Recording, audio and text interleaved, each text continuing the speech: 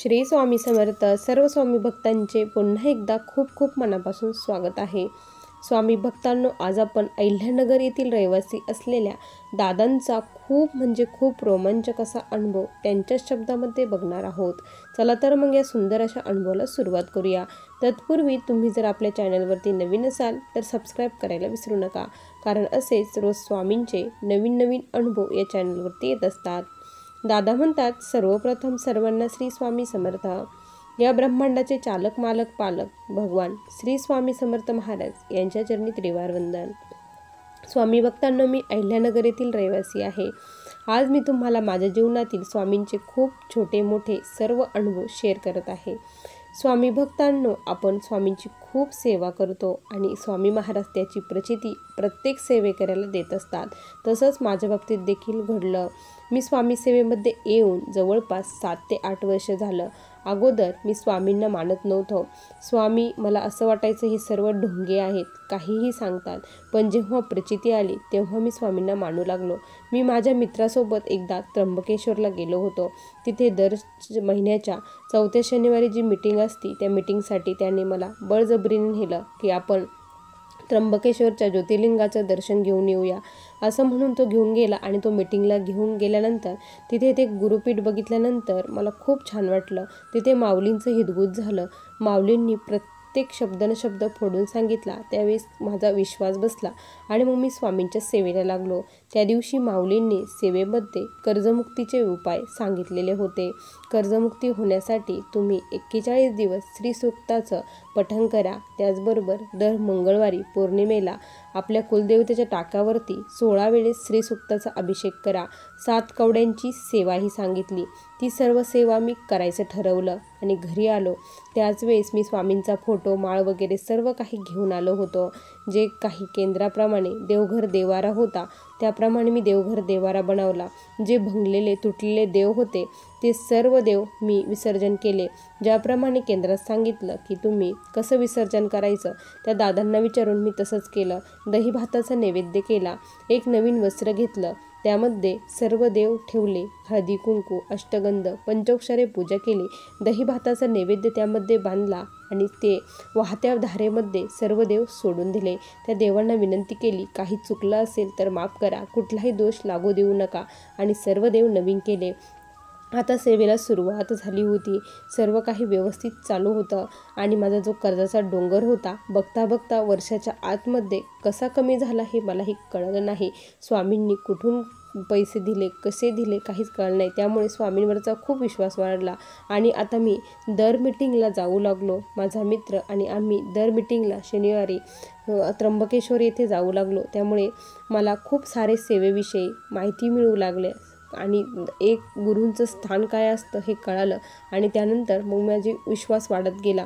असंच काय झालं की एकदा आम्ही आमचे जे केंद्र आहे त्या केंद्रामधून नाईट सेवेसाठी गाडी जाणार होती आणि माझी खूप तळमळ होती, इच्छा होती की नाईट सेवेला जायचं होतं.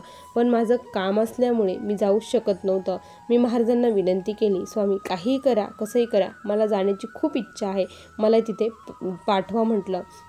असं म्हटल्यानंतर संध्याकाळी गाडी सकाळी निघणार होती. आदल्या दिवशी संध्याकाळी मी स्वामींना केंद्रात विनंती केली. त्यानंतर दुसऱ्या दिवशी गाडी फुल झालेली होती. मला जागाही मिळणार नाही, माझं जाणं शक्यही नाही, कामं आहे, मग कसं होणार. आणि काय झालं की ते जेव्हा निघणार होते 9 ते 10च्या दरम्यानमध्ये, त्याच्या अगोदरच माझं काम अगोदरच संपलं होतं. आणि मग मी तिथे कॉल केला की जागा आहे का, मला येण्याची इच्छा आहे. तर ते म्हटले की हो, एका ताईला अडचण आली आहे त्यामुळे तुम्ही येऊ शकता. असं म्हटल्यानंतर मग मी लगेच तयारी केली आणि आम्ही जाण्यासाठी निघालो. आम्ही तिथे पोचल्यानंतर संध्याकाळी पोचलो, आरती वगैरे झाली आणि आता नाईट सेवेला बसायचं होतं. जेवण वगैरे करून आलो. फार जेवण केलं नाही, कारण जेवण केलं असतं तर मला झोप आली असती. त्या दिवशी भैरवचंडीची सेवा होती. प्रत्येक प्रत्येक अध्यायाच्या जो उवाच आहे त्या उवाचला कालभैरवाष्टक होतं. दुर्गा मातेची खूप कुलदेवतेची ही महान सेवा त्या दिवशी होणार होती. मला खूप छान वाटत होतं. मी रात्रभर अक्षरशः जागून ही सेवा केली. 1 मिनिटसुद्धा मी डोळ्याला डोळा लावला नाही.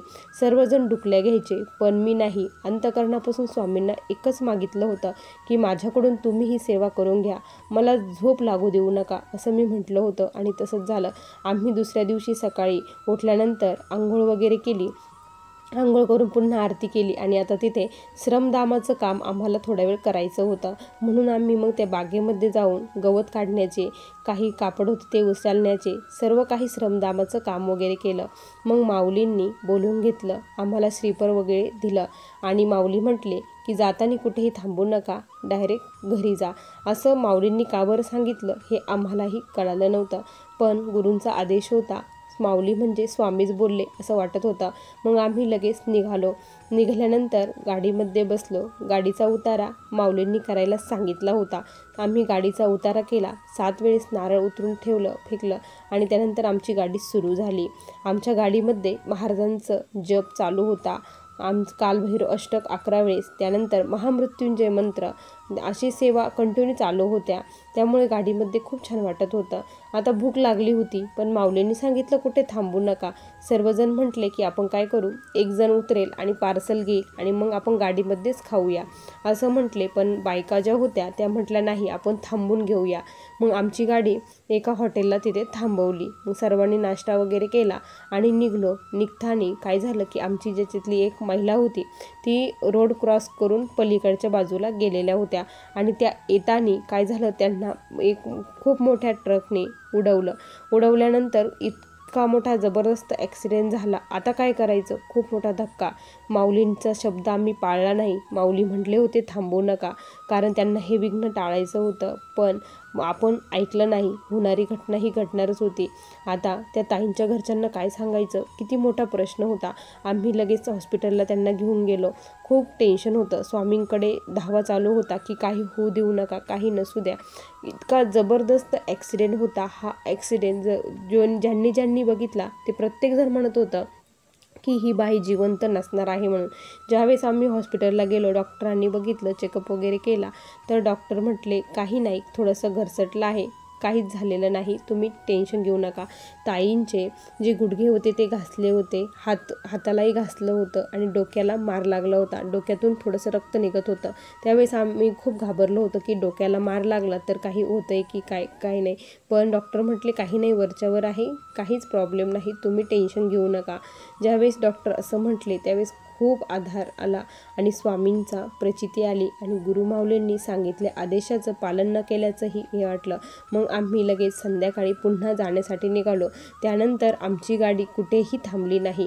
कुणाला पाणी जरी प्यायचं म्हटलं तरी आम्ही थांबवली नाही. डायरेक्ट आम्ही घरी आलो आणि त्या ताईंना घरी पोच केलं. ताईंच्या घरचे काहीच बोलले नाही. आम्हाला वाटलं होतं त्यांचे मिस्टर थोडे रागीट स्वभावाचे आहे, ते खूप ओरडतील, रागवतील, पण ताईंना ते काहीच म्हटले नाही. उलट ते म्हटले होणारी घटना होती, घडली, पण तिला जास्त काही झालं नाही, हे आमच्यासाठी खूप आहे, स्वामींनी वाचवलं. कदाचित ती जर घरी राहिली असती आणि ती कुठेही गेली असती, असंच घडलं असतं, तर ती एवढ्या अलगद वाचली नसती. पण स्वामींच्या सेवेला गेली होती, सेवा करून आलेली होती आणि गुरूंचा आशीर्वाद मिळाला होता, त्यामुळे ती या मोठ्या संकटातून वाचली. असं म्हटल्यानंतर तर त्या ताईंचं अश्रूच अनावर होत नव्हते, कारण ताईंना विश्वास नव्हता की त्यांचे मिस्टर असे बोलतील, कारण ते खूप रागीट स्वभावाचे होते. त्यांनी कधीही ताईंना समजून घेतलं नाही. तर विचार करण्याची गोष्ट आहे, ही बुद्धी कोणी दिली, तर महाराजांनी दिली, कारण ताईला दुसरं कुठलंच टेन्शन नव्हतं. घरी गेल्यानंतर काय प्रतिक्रिया असेल याविषयी ताई गाडीमध्ये विचार करू रडत होत्या. पण महाराजांनी ते देखील ताईंचं दुःख, ते जे काही संकट होतं तेही दूर केलं आणि सर्व काही व्यवस्थित केलं. आज ताई एकदम ठणठणीत व्यवस्थित आहे. स्वामींच्या मठात येतात, आरती करतात, सेवा करतात, सर्व काही व्यवस्थित आहे. आम्हाला हा खूप मोठा साक्षात्कार, खूप मोठा अनुभव त्या दिवशी आला. असा हा अनुभव होता. श्री स्वामी समर्थ. बघा स्वामी भक्तांनो, किती सुंदर अनुभव आहे. तुम्हाला हा अनुभव कसा वाटला नक्की कमेंटमध्ये कळवा. पुन्हा भेटूया अशा सुंदर अनुभवासोबत. तोपर्यंत सर्वांना श्री स्वामी समर्थ. जय जय स्वामी समर्थ. श्री गुरुदेव दत्त.